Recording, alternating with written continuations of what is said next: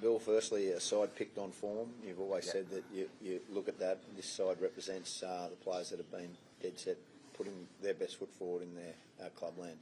Yeah, Dob, I think everything comes into account when you're trying to pick a Queensland team. It's about what you've done prior in the jersey. It's about your habits and form at the moment, and what gives you confidence that you're going to go out there and outlay your best football. So I think it's a really exciting team.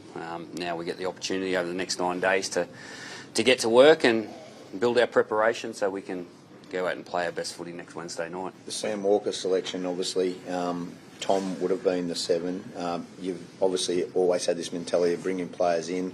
Sam's been around the squad in the past. Yeah. How much deliberation went into deciding Sam? Was it when you could have potentially put Kalyn? There was word that Kalyn might have played in the halves, and obviously Jake Clifford putting his hand up and other players. Yeah, I don't think you'd be doing your due diligence and respecting your position as the coach if you didn't look at all options. But we do really feel confident about Sam Walker being the best option to play halfback for Queensland, and I know how much he loves this state.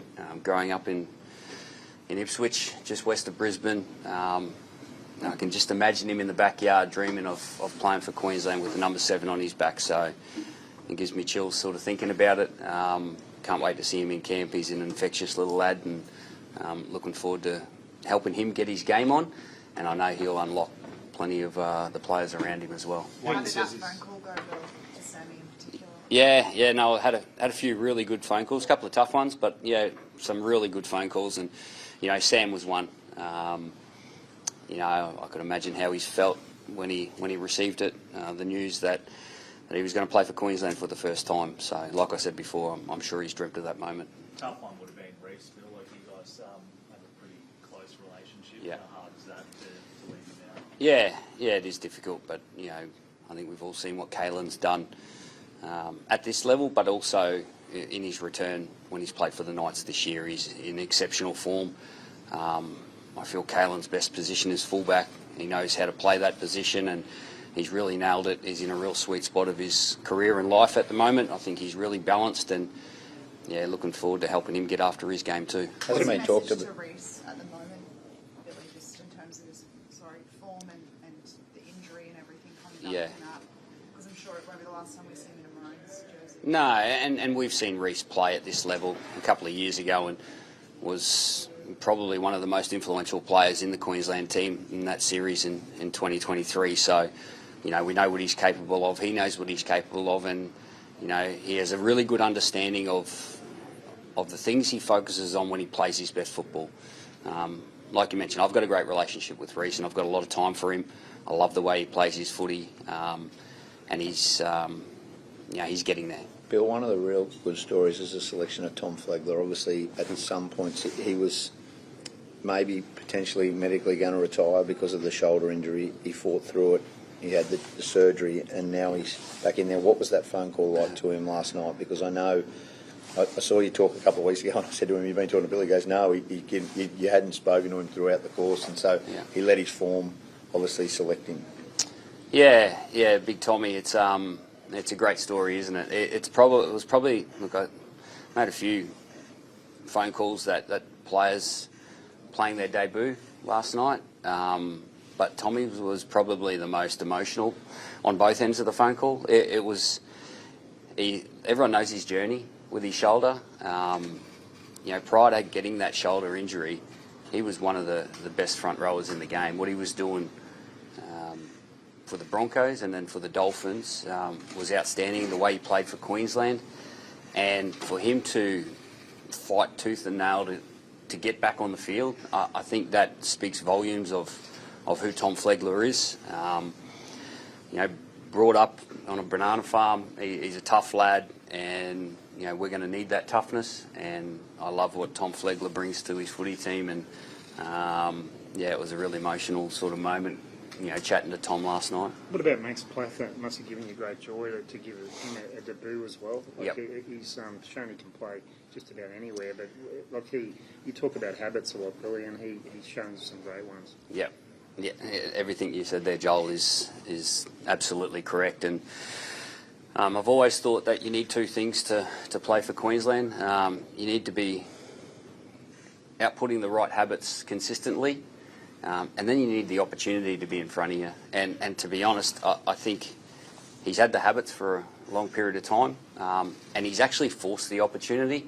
He's one player that's just said, hey, I can't be left out of this team, and I love what he brings. And you know, this Queensland team values the things that Max Plath does. So yeah, no, I can't wait to see him play Origin. There's a few players that are obviously injured that aren't in this team, but you've shown also a lot of loyalty to the guys that won that series last year. It was a historic series, and it was probably one of the great performances in Game 3. And I think there's at least, I counted 11, there could be more, of that team in your squad here. How big was that for you? Because they showed they can do it on the biggest stage. Yeah, that absolutely comes into account. And like I said, it's not just any one thing. It's not just, you pick on form or you pick on loyalty or you pick on this. And it's everything. You put all the cards on the table, and what you've done in the Queensland jersey prior certainly comes into calculations when you make decisions.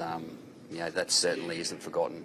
Bill, New South Wales, they put Adam Fanua-Blake and Victor Radley in the side from the new rule change. For yourself, Briton comes in. It's an interesting situation because it's the first time for Queensland that's happened. That bloke who plays for New Zealand, and we're proud, he becomes a Queenslander. Did you manage to talk to him? And I'm fascinated to know what his reaction was that he actually gets to represent Queensland. Yeah, it's interesting because he hasn't just become a Queenslander overnight. He was a 9-year-old boy when his family moved over to the Gold Coast. He played for the Southport Sharks as a young lad, and he would have been just like myself, growing up as a 10, 11, 12-year-old kid sitting on the lounge room floor on Wednesday nights idolising this Queensland team and being inspired by this Queensland team. I love what Briton brings. I think he's a really smart footy player. He understands the game. He understands positions to get himself into that are going to help his team. He's got great actions and habits defensively, and because of that, I actually caught up with him a couple of weeks ago. I had a coffee, sat down, learned a bit more about him and who he was and where he's from, and his ties to Queensland, and then we just went through some video and showed him a few things that this Queensland team value, and he's really outlaid that for the Sharks over the last couple of weeks. And he's certainly going to help us. Given the injury to Jeremiah Nanai, he gets an opportunity. Wayne says Sam's the closest thing he's seen to Alfie. Do you want him to play his natural game out there? Like, how will he sort of fit into this team? Yeah, I think we all agree that there's only one Alfie. Let's just start with that. Hopefully he doesn't replicate Alfie off the field. But he's a unique player. He is a unique player, and you want him to be him. That's the one thing. When you play in a representative team, you've got to bring your strengths, and Sam's confident about that, and that's what we'll be encouraging. You brought Selwyn Cobbo back too. What a great month of footy he's had. I mean, that's and you got two basically new wingers from last year, and Jojo and Selwyn. But tell us a bit about the Selwyn selection. I guess he forced his way in. But why do you like him so much? I could just imagine the schoolyard at Cherbourg at the moment talking about one of their own playing for Queensland again.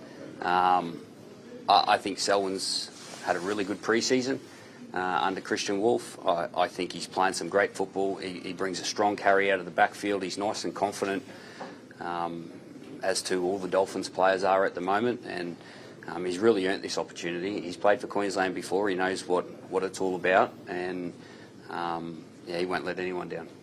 Billy, Tino, obviously we know how great he can play when he puts an orange jersey on, but he's confessed he doesn't think he's been in the greatest form for the Titans this year. But you go back to that rewarding the guys that played Game 3 last year. Was there ever any doubt on Tino being picked? Yeah, no. In short, no. I think that's the humility coming out in Tino a little bit. We see what he puts out on the field, his effort, and his contribution. So I think all players feel that they can improve, and that's just the mindset of a great rugby league player, and that's probably the modesty and humility coming through in Tino. Another Titan in Jojo as well. What do you see in his game that sort of It gives you the confidence he's ready for Origin level. Yeah, I think there's a couple of things. I think number one is his physicality. He's a big, strong, athletic young man, 23 years old, and over the last little period, he's really developed his game. And that's not the highlight stuff. It's more the preparation stuff. It's his defence. I think he's a wonderful player. We had him in camp last year. We brought a few players in just to give us a training run against our Queensland team, and he was one of those guys. And speaking closely with Josh Hannay, I know that he has got a really high opinion of Jojo. I think he's only just scratching the surface of where he can go in his career, and hopefully we can help him get there. In this Queensland jersey. Have you looked at the Blues lineup, namely Yeah. be in position to go from Edwards to Escott? Yep. Yeah, no, I have. What a luxury.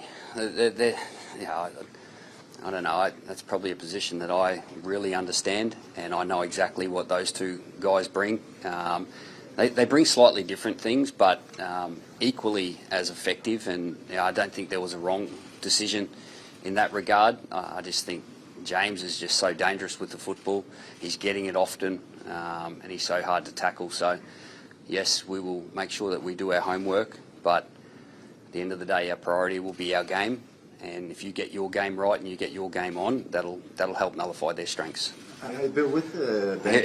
There he is. Hello, mate. Yeah, it's a bit It's different. Corey Oates asking questions. I've got This a will be couple good. questions, mate. With the bench, Yeah. I feel like with the game's changed. I've noticed a lot of versatility. Players that can play multiple positions. Was that a big reason, for a few selections, in the team this year? Yeah. There has to be versatility. I think we've seen in Origins, Corey, and you know this as good as anyone, that you have to be flexible. You have to be able to move positions. I remember a game a few years ago down in Adelaide. We had our centres, both centres playing on the wing. Our wingers were off the field. We had Ben Hunt playing in the centres, and you just had to find a way. And that's what it's about, being a Queenslander. Sometimes you just got to hang in there. Our people go through cyclones. Our people go through floods, and it's just about turning up for one another and getting the job done, looking after each other, and that versatility helps that. But at the same time, the game is shifting a little bit, but it's still the game. You still have to run hard. You still have to tackle. You still have to kick the ball. You can't forget the foundations of the game. Billy, what do you think about the officiating at the moment? Do you think Origin will be officiated differently, or are you hoping it's the same as the NRL at the moment? A bit of change in the game this year? Yeah, that won't occupy too much of my headspace. At the end of the day, players have habits that they practice regularly.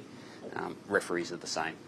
Really hard to turn on a dime and swivel and change the way that you perform your role, right? And I think the referees and the NRL will be thinking the game will be how it is. The game's not refereed how it was back in the 90s. So in the 90s it was refereed how the NRL was, and I think that'll be the same now.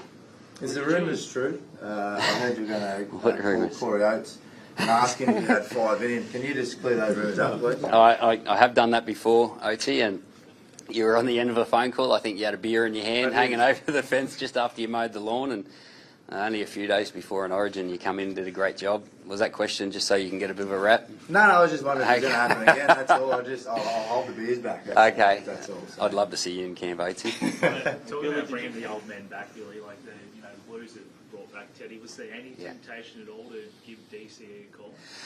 Like I said before, every option is looked at. Whether you're 18 years old or 38, that's irrelevant for me. It's how you play the game and who the best person is for that position to play for Queensland. This is Queensland's team, and every option is considered. How much pressure is Munster under, given what happened to DCE last year and his form at the moment?